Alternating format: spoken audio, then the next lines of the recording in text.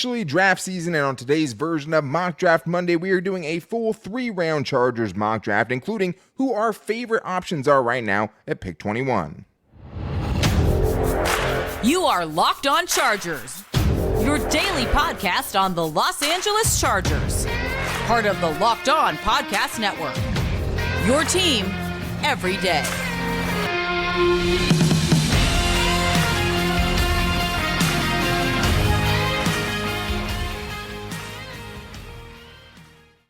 What is up, and welcome into the Locked On Chargers podcast. I'm your host, Daniel Wade, joined as always by my co-host, David Drogemeyer. We've been covering the Chargers now for 7 seasons together, but this is our 5th season as a host of the Locked On Chargers podcast, bringing you your team every day. Thank you guys for making us your first listen today, and as always, to make sure you never miss the show, make sure you're subscribing or following for free on YouTube and listening wherever you get your podcast from.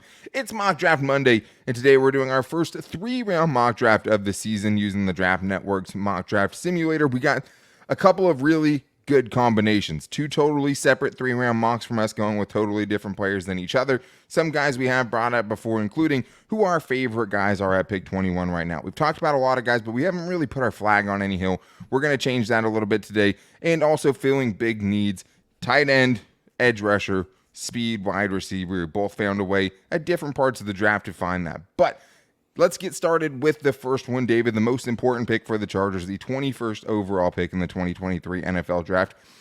I wanted to do a mock draft today, but I also wanted to go with one of our favorites, right? Who do you love at 21? Who would you be thrilled with at 21 right now? Who did you end up going with?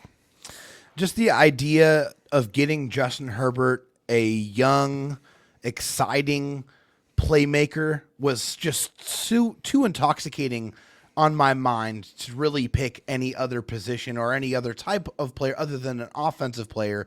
And that's why it's very easy for me to say that my favorite pick at 21 is Dalton Kincaid, tight end out of Utah. Just a playmaker. Just a guy that just absolutely messes with defenses with his abilities. And so it's just, looking at all of the guys that were available, he was the one that was always at the forefront of my mind. And easy to see how he fits, even though you have Gerald Everett and Donald Parham back in the mix, right? Trey McKitty, total question mark at this point. But I think in a perfect world, you want someone who's going to be more well-rounded than someone like Gerald Everett or Donald Parham. But with this guy, you're getting the most elite receiving option in this draft. You're getting the dude who, like we talked about with Popper, right, has the closest likelihood to being that kind of X-factor weapon for you on offense, like a Travis Kelce is for them, right? Like a Dallas Goedert is for the Eagles, and so on and so forth, right? He has that sort of receiving ability, catches it with his hands, great red zone target, makes contested catches, has great route running ability for a tight end. I mean, there's a lot of reasons why it makes a lot of sense. I mean, hey, I was a Charger fan when Antonio Gates was absolutely lighting defenses up, where you just had no answer for what him and Phillip Rivers were able to do on a football field. And I want to have that magic reincarnated with Dalton Kincaid and our young superstar, Justin Herbert. I mean, the first note is he's just a game changer. I mean, just a guy that is such a dynamic offensive weapon, a very smooth route runner, a guy that gets open with his ability to run routes very crisp, very clean, strong hands in traffic, which is huge. It's very, very important. He does not shy away from those contested catch situations. He stays strong. He plucks the ball out of the air. And he just has deceptive ability to get yards after catch. He's a yak monster. He breaks tackles. He has some wiggle for, which is great for a bigger man in the open space.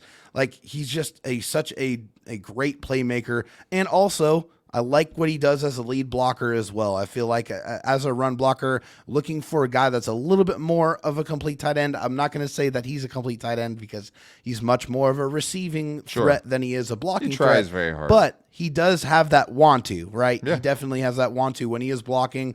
And I think that's something that you can cultivate and you can advance in his game, which will be great because he's already such a fantastic receiving threat. Yeah, I think, if you look at like him compared to like Michael Mayer or someone like that, like I feel like Michael Mayer has a higher floor as far as I could see him being good, but I have an easier time seeing Dalton Kincaid being great, right? And being considered one of the better receiving options in the league. It's hard to take tight ends in round one. He seems like one of those guys who could break the mold, right? Obviously, Yeah. some injury concerns. He played through a lot of stuff in 2022. Yeah. I think he is one of those guys where you have to consider it in round one, and you'd be happy with that, weapon for Justin Herbert. And since you really only have, Gerald Everett in the mix for just this season, Donna Parham 2-year deal, you don't have the future of that position in the building right now. He's a pretty good shot at it. He's my favorite tight end in this draft. If you had to take one at 21, that's who I'd go with. But that's not who I went with for who my favorite guy is at this point. I think for me, the most clean player that I've watched so far, even though it's not the biggest need, just like tight end isn't the biggest need, right? But you're hoping for more depth, and you're also hoping that you get kind of a game-changing player there. And that's why I ended up going with Nolan Smith, an edge rusher from Georgia. He made it to me in the mock draft simulator from the Draft Network. They have him ranked a little lower. He has had his stock totally skyrocket. But as far as why I would go here, like I talked about many times before, I think edge rusher is going to be a starting position for you at some point this season, whether that's a 3-game stretch, whether that's a 10-game stretch. Like, I think that is going to be such a big-time position for the Chargers, whoever that next guy is after Khalil Mack and Joey Bosa. And with this pick in Nolan Smith, you're getting an absolute freak who I think really the only knock is just the 12.5 career sacks. Had this last season shortened by a pec injury, but like, dude, 4.39, weighed 239 pounds, but also is one of the best run defenders at edge rusher. The best run defending edge rusher I've watched so far in any of the rounds is Nolan Smith at 239 pounds. That's how ridiculous this dude is. That's how well he uses his long arms and his athleticism. And I think, hey, does the pass rush have to come a ways? Sure. Do you have two guys in Khalil Mack and Joey Bosa you'd want him learning under? Yes, because if he hits the ceiling on this specific frame, this body, this type of athlete, like, look out. And that's why right now he's my favorite at pick 21 as far as I think the cleanest prospect, even if it's not the biggest need. Hey, I really like Nolan Smith too, and I can really see why you want to make that pick. I mean, he's a really smart player. He's a really strong, like, wrap-up form tackler. He's tenacious when he sets the edge. He's very physically strong for his size. He really understands and is able to get off blocks. I mean, he's a great player. I mean, he's a guy that would instantly improve the Chargers' run defense and give you a guy that has some burst, has some wiggle, has some slipperiness on the edge. Yeah. I would absolutely love that pick too. I would completely understand it, and it would make the Chargers defense better as soon as he steps in the building. Yeah, and every week we're going to continue to watch, more guys. We'll start watching some corners as well because, hey, with Brandon Staley, it could be an option in the first round. There could be some talented guys that drop to them. Maybe they think that's the best available. From the guys I've watched right now, none of the first-round corners, I like Nolan Smith so much that even if it's not the biggest need, I just think he's going to be a really, really solid player. He's small, but he's great. Like, all the things you would be worried about because of his size, I've had answered by watching him, right? Like, just watch him meet a couple of pulling guards in the hole. Watch him be able to shed blockers to go make tackles on the perimeter in the running game. Watch him against read option quarterbacks and RPOs and things like that. And watch how well he reacts to all that stuff, right? Like, that's an important part of today's game. It's a different game in the NFL. Edge rushers are getting smaller. His size doesn't scare me because I think he has a lot of other elite tools that I'd be absolutely enamored with if they took it at 21. I love that pick. But now, I do want help for the offense. I do need help from Justin Herbert, and I really, really want some more speed, explosive playmaking ability. You got some of that with Dalton Kincaid, but now we both found somebody in the second round that can stretch the field, something we both wanted to go into this show doing. You ended up getting someone everyone's very familiar with fell to you in the second round. A couple of speed receivers to talk about and where they fit into this Chargers offense coming up right after this. But I do need to tell you guys first that this episode is brought to you by FanDuel.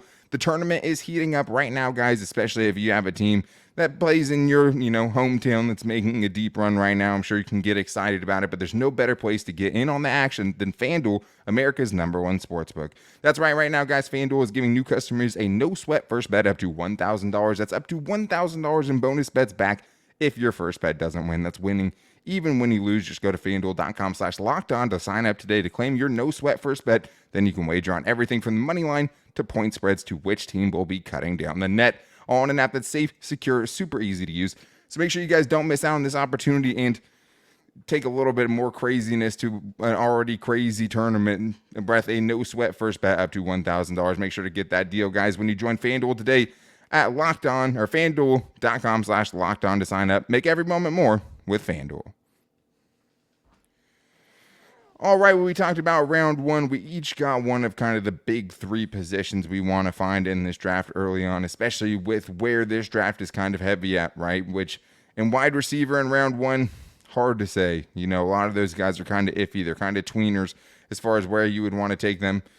But a lot of skilled players, and you ended up getting a tight end and an edge rusher. Both of us were still looking at wide receivers, and both of us came away with a wide receiver in the second round, David. Who did you end up getting for the Chargers at pick 54? Yes. So obviously, speed wide receiver is something that was very important on my priority list. I had to get it in the first 3 rounds. It was just where I was going to find the most value. And for me, in the second round, this was very, very lucky. And hey, using the mock draft simulator that we used, he was available. So I definitely was running up to the podium to take him, and that is Jalin Hyatt, the wide receiver out of Tennessee. Jalin Hyatt is a spark plug. I mean, just an absolute dynamo, a guy that really has that ability that is sorely lacking and missing from the Chargers offense, and that's the ability to create with the ball in his hands. He has that stop and start quickness that is just not present. And he's a guy that really I needed to bring in to add that element to the Chargers offense that I and so many others see that is clearly missing. He's an interesting prospect, right? Because I could definitely see how in the eyes of some, he could be a one-trick pony. That's what you're hoping for if you think he's going to go all the way, to the mid-second round, which I don't necessarily think that it's going to happen right later in the second round. There's a lot of people think he might be a late first-round guy, but you never know. It seems like there are definitely some receivers in this class that have kind of leapfrogged him. He ran a 4.40. Wouldn't scare me because I saw the dude score 4 touchdowns versus Alabama. So The speed works. The speed is real. The game speed is absolutely there. Obviously, there's some, flaws in his game, but it's easy to see how he fits, David, because just like the guy I'm going to talk about, right, fits really well with what you already have with Keenan Allen and Mike Williams. You have those guys on giant contracts. Now you bring in a complement, a guy who can really probably, you feel like could really get the most out of Justin Herbert's arm and help the rest of the guys out underneath. Yes, definitely. A guy that can just absolutely fly. I mean, he ran the 4.41, but I think when you put the game tape on, you see the real speed, the actionable speed on the football field. And 4.41 is much faster than the guys the Chargers have right now. That is definitely true. I mean, he does a fantastic job of tracking the ball in the air. He gets separation effortlessly. He has a really good double move. He gets easy yards on those quick passes. Those screen passes that the Chargers like to do, and they get 1 or 2 yards and they get smacked. Yeah, this guy dominates on those type of plays. He has the ability to stop and start and get those yards after catch. And that's what's missing. I mean, that's what you need to add to this offense. It's really fun to watch him play because of the type of playmaker that he is. And the Chargers need that. They need that with Justin Herbert on a cost-controlled contract. He is going to add a ton of value and make this Chargers offense way more unpredictable, which is going to make them much more dynamic. He also fits kind of their height threshold a little bit more, right? It seems like they need, 6 foot plus kind of with their receivers, and he is a little bit taller than a lot of the burners that you see in this draft, including the guy that I came away with. I don't see him as that kind of yak threat. I mean, his yak numbers were good. I think I see him more as a runway guy, and I think there's, for me, there's different guys. There's the stop and start guys, and there's the runway guys. Zay Flowers is a stop and start guy, and he can, stop at any part of the field, get up to acceleration quickly, right? Jalin Hyatt's more of he has to build up to that speed a little bit to get to that's also why he's so dangerous, though, when he gets to the third level, because he's kind of hitting another gear and is able to separate, and I mean, probably the best ball tracker, I think, in this draft that I've watched as far as being able to track those balls over the shoulder deep down the field. Not going to be a hugely impactful blocker. There's a lot of things he's not going to be. Didn't face a ton of press, and they helped him out a ton, at Tennessee and had him running the routes he ran best, which was go deep, right? There wasn't a lot of, flavor or, a lot of twists in that route tree at all. But if you're getting him in the second round, you'd be absolutely ecstatic with that. I've come around on a guy that I like a lot. I almost used him last week, but I ended up going Zay Flowers in the first round. I'm going with Marvin Mims from Oklahoma. A little bit smaller, 5'10", 183 pounds. Scares me, but it scares me a lot less, late in the second round than it does at pick 21, right? To take a chance on a guy like this. But fills the speed need on offense, 4.3, 840 time, 9.37 ARIA score, had some pretty good agility scores, very, very good explosiveness scores for sure. And another guy that not only fits, well with Mike Williams and Keenan Allen, also brings some special teams ability, David.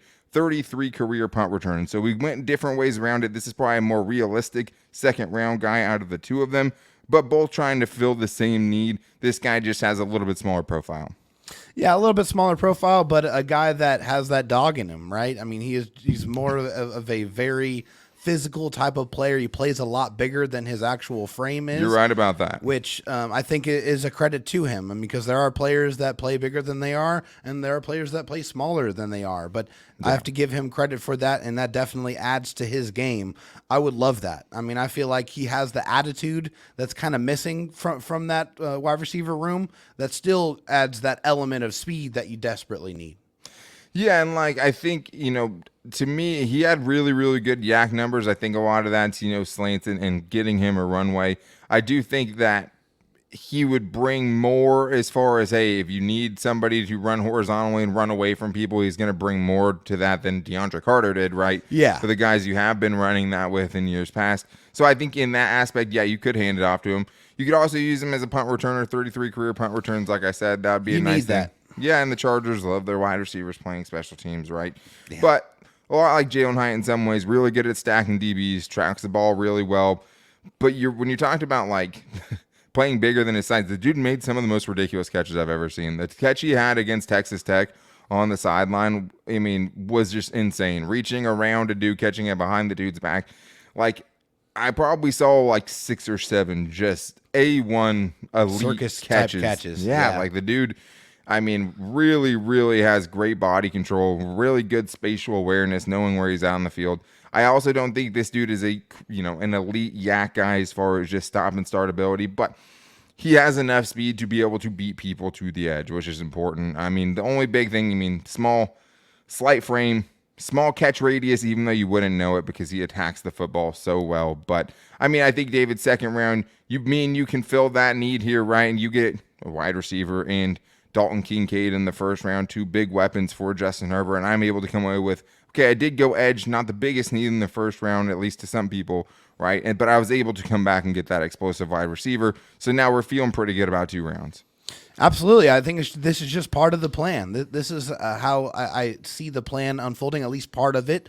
The first 3 rounds, I think we want to come away with attacking certain positions. Attacking tight end is definitely one of them. Speed wide receiver, that has been one of them for the last couple of years, not just this year. And edge is a huge need. I mean, just because you don't know exactly what versions of Joey Bosa and Khalil Mack you are going to get. And you hope that you get the healthy A1, just game-wrecking type of versions to get them on the field and playing together. But you have to plan for the contingency. You got to plan for if these guys get injured. So getting an edge guy in these first 3 rounds is just smart business. You need to have contingency plans for that. And then getting weapons for Justin Herbert, that has to happen as well. You have the opportunity to do it. You need to attack it and attack it early. And we were able to, David, in both of our drafts today, something we wanted to do last week. I took Jack Campbell in the second round, not the biggest need, not one of the big 3. You ended up going Brian Branch, who I love, at picks at 21 in the first round, but not in that tight end wide receiver edge. You're not getting those all on, days 1 and 2 of the draft.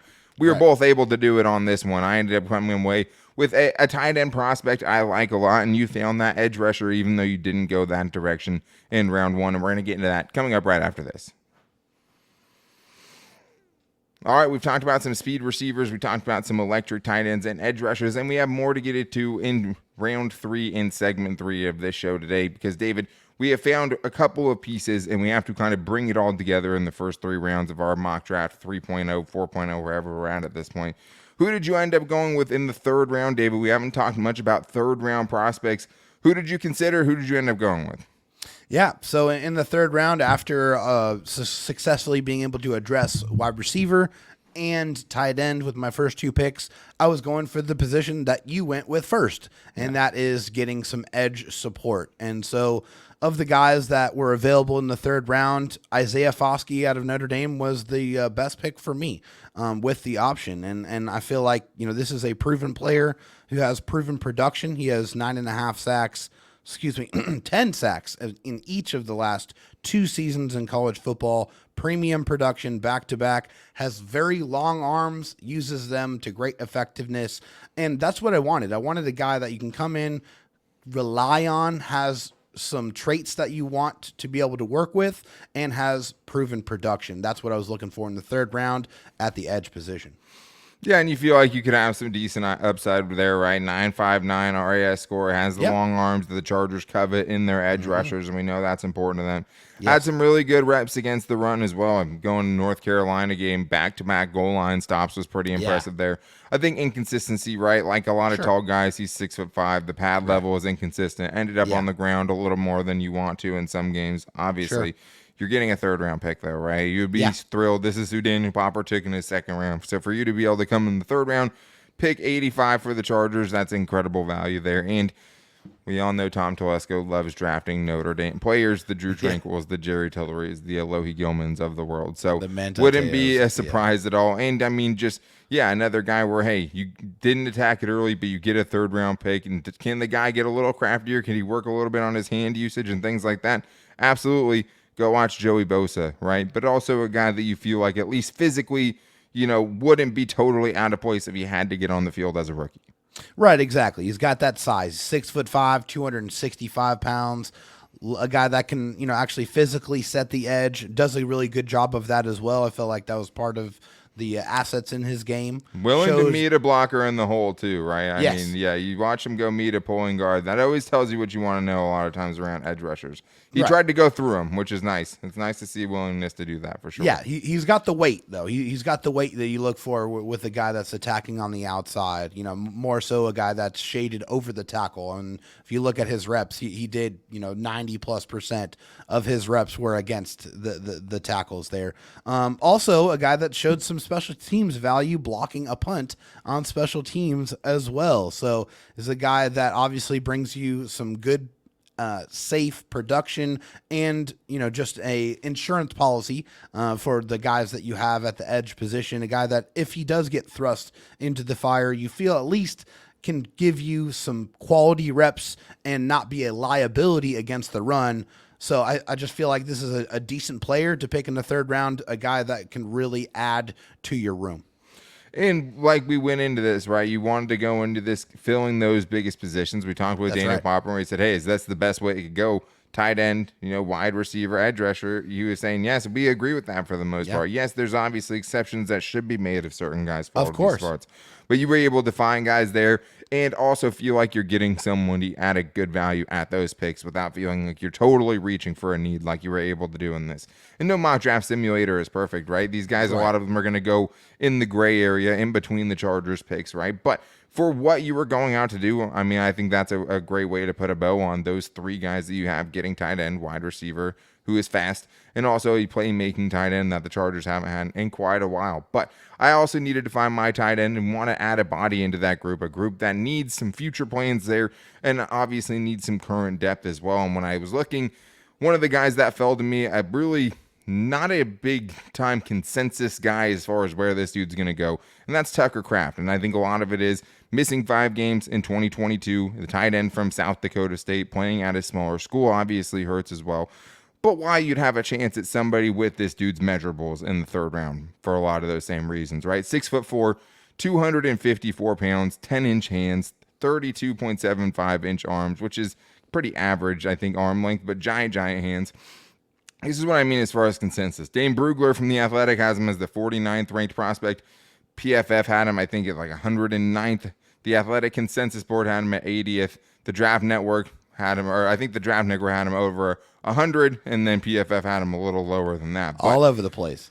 Yeah, so it's hard to say. Maybe he won't be available there. But I would really like him as a kind of guy who can contribute a little bit this year if you need him to, and a guy who can develop while Gerald Everett plays out the last year of his contract, right? Gives you some insurance for Donald Parham, because another guy, David, who carried that weight very, very well. I'd say Isaiah Foskey did as well. I mean, it didn't seem like he was hampered at all by his size. This dude weighs 250 pounds, but moves like somebody who weighs a lot less. Finished with a 9.67 RAS score, ran a sub-4 740-yard dash time, which is pretty good. Really, really closely similar athletically to Travis Kelce, Dallas Goedert. Those are the athletic comparisons. Obviously, that's where a lot of the comparisons end, right? It's still a third-round pick. But what I liked about him, a big body who I think showed a lot of flashes to have power at the point of attack, to be a very good blocker, even though last season they had another guy being the main blocking tight end, so inconsistent there. But a guy I would willing to definitely spend a third-round pick on to try to season, try to develop, maybe get kind of a steal in the third round. Yeah, what I liked about Tucker Kraft was his ability in the open field. I mean, he was deceptively quick, and he always seemed to get yards after catch whenever he was in those moves situations. pretty fluidly for a guy that looks like he'd be a lot more kind of lanky and kind of, uncoordinated, I think. I would say that he probably does need to work on the route running just a little bit, but I mean, hey, if you're getting a guy in the third round, you're looking for a guy that can contribute, that has has some traits that you can use, that you can mold, that you can kind of coach up. And Tucker Kraft definitely has that. He has the physical size that you're looking for. He has the pass catching ability. Just some of the things about his game you can clean up, and then you can really turn this guy into a big weapon. I think so. I mean, I think he would at least be worth the dart throw. I know Tom Telesco is trying to get cute a lot of times in the third round and taking guys that are supposed to go in the fourth, fifth round. The Josh Palmers and Trey McKitties and Trey Pipkins of the world. Sometimes it works out. Sometimes, like with Trey Pipkins after 4 years. But I like it a lot. When I was trying to fill these needs, to have him fall there to me in the third round and to give myself depth for this year, because he doesn't look like he'd be totally out of place. I mean, he's definitely a raw prospect, especially a route running, things like that, because most of the time what they had him do was run up the seam and run vertical. And when he did that, he caught a lot of people by surprise. Right, at a lot of small level. school competition going up against, so, obviously at a lower level. He was more of a big fish in the small pond, being one of the better athletes on the field whenever he was on the field. And the good thing is he looked like it, right? He looked like a different size, moving at kind of a different speed than the dudes he was playing against. Definitely. Those numbers check out, and those are NFL level traits. So you kind of already have that. You have a great foundation. Can you develop him? Can you turn him into something else? Can you help him with that learning curve and the adjustment of going from, basically an FCS program, right, to moving up into the NFL? Something that someone like Nazir Adderley had a problem with, right? Not as easy as it seems, but someone I'd absolutely be willing to take that bet on and hope that could turn into something a little bit more special down the road, while also, David, filling those big three needs. Both of us find a way to feel like we get some good value and filling tight end, with someone that you feel like could be a playmaker or maybe gives you a little bit more balance, playmaking wide receiver, edge depth, and a future potential at edge. I like it. I like the way these drafts shaked out. I mean, hey, we're all sitting here trying to improve the football team with the needs that we feel like are the most highest priority to address. And I feel like we were able to do that. We were able to get guys at important positions that are going to help your quarterback on offense, and some insurance policy and some future planning on defense. So I think that's just part of the plan. And I think this is probably not too far off of what you will see when the Chargers go out there and make their picks in this year's NFL draft. And we'll see, what this roster looks like when the draft comes. Because, I'm doing this right now kind of feeling still like John Johnson could be an option, right? So I didn't put as much of an emphasis on someone at safety in this draft class when we're trying to fill it out right here. Maybe that changes things a little bit, right? Like, at least makes other guys more of an option earlier on for you, needing to take a higher pick to fill, or at least get a potential someone who can compete with Oli Gilman to start at safety. Because they're probably not taking Brian Branch, even though that would be pretty awesome. But it would. We'll see, because they could still make signings, and that's going to change how we feel about some of these position groups. All the position groups we talked about today need somebody. They need a body, and they need some specific skill sets and traits, and they also need to get younger and get cheaper at those positions as well. And we found a way to do it on the Day Show, but there's a lot of other guys that I'm excited to talk about as well, because we're just kind of at the tip of the iceberg as far as the draft coverage goes, and there's going to be a lot more going forward, especially as this news trickles out. But we will be back with you guys tomorrow as always, hopefully with some news, right? Draft news free agency news, hopefully. Go sign somebody, Tom Telesco. Give us something, at least, just a little bit, right? But we'll always have the best, and we'll have the best stories for you tomorrow, and more draft coverage and free agency coverage as it goes. But thank you guys for checking out the show today and making us your first listen. As always, we very much appreciate it. Make sure you never miss the show. Go subscribe or follow on YouTube for free, and you can also find us wherever you listen to your podcast. You can also find the show every day on our social media. You can find me on Twitter at Dan Talk Sports and David Drogemeyer on Twitter at DroTalkSD. You can also find the show's page at Locked On LAC, and you can find us on our Locked On Chargers Facebook page and at Locked On Chargers on Instagram. If you guys want to call and get your voicemail in for the next fan mail show, we'll definitely be getting into one this week. Call into 323-524-7924 to get your 30-second question in. We'll also be having some draft experts coming on soon, so make sure you guys are following, subscribing, all those places, because we're going to have some more great guests. Like we had Daniel Popper last week. That went well. We have more good guests on the horizon, but make sure you guys are back here tomorrow. Until then, take it easy and go Bolts.